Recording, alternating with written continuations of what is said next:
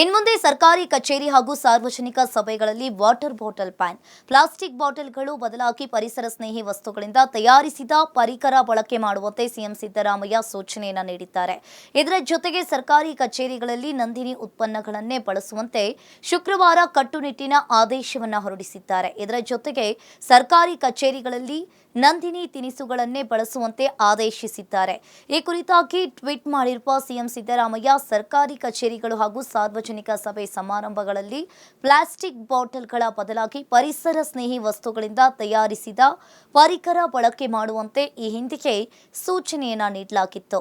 ಅದನ್ನ ಕಟ್ಟುನಿಟ್ಟಾಗಿ ಪಾಲನೆ ಮಾಡುವುದು ಮತ್ತು ಮುಖ್ಯಮಂತ್ರಿಗಳ ಸಚಿವರುಗಳ ಸಭೆಗಳಲ್ಲಿ, ಸರ್ಕಾರದ ಎಲ್ಲಾ ಸಭೆ ಕಾರ್ಯಕ್ರಮಗಳಲ್ಲಿ ಸರ್ಕಾರಿ ಸ್ವಾಮ್ಯದ ಕೆಎಂಎಫ್ನ ನಂದಿನಿ ತಿನಿಸುಗಳನ್ನು ಕಡ್ಡಾಯವಾಗಿ ಬಳಸುವಂತೆ ಸೂಚಿಸಲು ಸರ್ಕಾರದ ಮುಖ್ಯ ಕಾರ್ಯದರ್ಶಿಗಳಿಗೆ ಸೂಚನೆಯನ್ನ ನೀಡಿದ್ದೇನೆ ಅಂತ ಹೇಳಿದ್ದಾರೆ.